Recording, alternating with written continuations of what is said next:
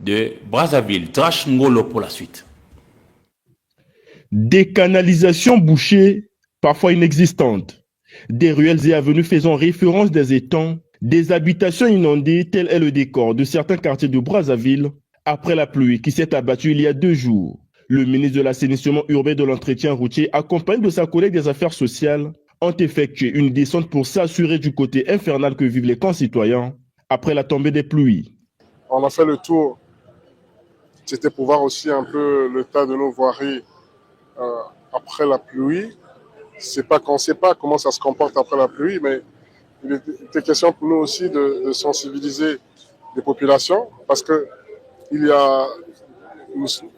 a un constat qui est fait, c'est qu'il y a des voies de canalisation qui existent, qui sont soit obstruées et soit totalement non fonctionnelles, mais à cause de, il faut le dire aussi, de l'homme, du geste humain.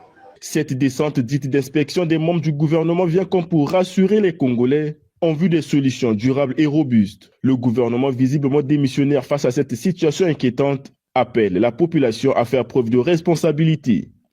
Et chacun de nous devrait donc prendre conscience que nous devons nous-mêmes nettoyer nos quartiers, nettoyer nos arrondissements, nettoyer...